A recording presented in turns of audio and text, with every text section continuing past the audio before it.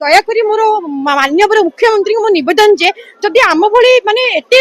ଏଇ ଡିପାର୍ଟମେଣ୍ଟ को ସେମାନେ ଏପର୍ଯ୍ୟନ୍ତ ଜାଣିବି ନଥିବେ ଯେ ଆମେ ବ୍ଲକ ଲେଭେଲ ଗୋଟେ ଏମିତି ପୋଷ୍ଟ ରହୁଛି ମାନେ ଆମ ଏଇ ପୋଷ୍ଟର ତ ଆମେ ବର୍ତ୍ତମାନ ସ୍ଥିତିରେ ଆମର ଏଇ ଯୋଉ ଏଜ ରେ ଆମେ ଘର ଲୋକ କହୁଛନ୍ତି ଚାକିରି ଛାଡ଼ି ଦିଅ ବା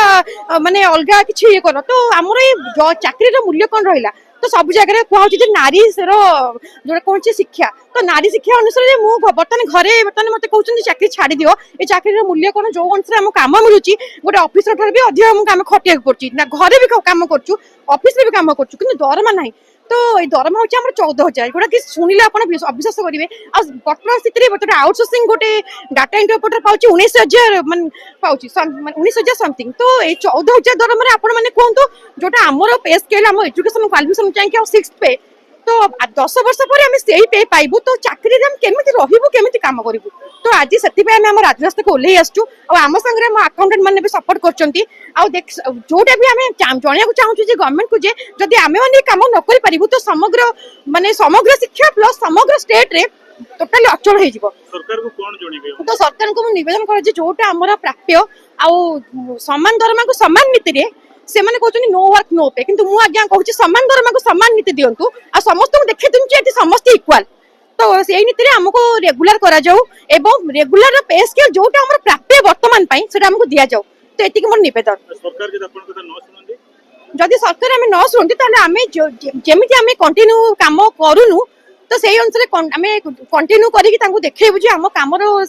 ମାନେ ଇମ୍ପୋର୍ଟାନ୍ସ କଣ ଆଉ ଆମେ ଯେତେବେଳେ ବିଶ୍ୱାସ କରୁଛୁ ଯେ ଏ ଗଭର୍ଣ୍ଣମେଣ୍ଟ ଆମର ବଦଳି ଯାଇଛି ଆଉ ସେମାନେ ନିଶ୍ଚିତ ନ୍ୟାୟ ଦିଅନ୍ତି ଯୋଉ କହନ୍ତିନି same work same pay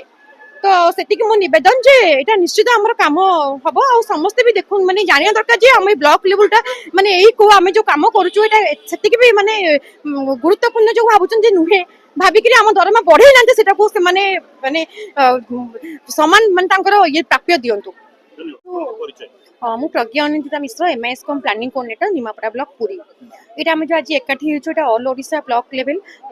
accountant cum support staff ଆଉ MIS cum planning coordinator combined association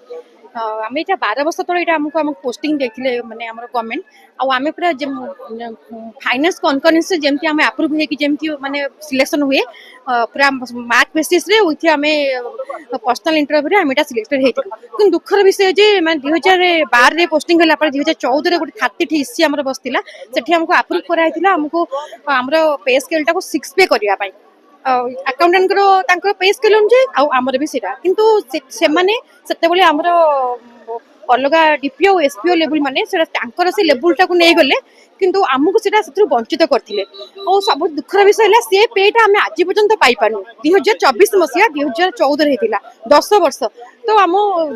चाकरी क्वालिफिकेशन भी आम समस्ते एठी बीटेक किए से एमसीए किए बीसीए आ समस्त गोटे higher education we are all educated तो दुखर विषय जे वर्तमान सिचुएशन आम एज है आम माने गवर्नमेंट रो जो नीति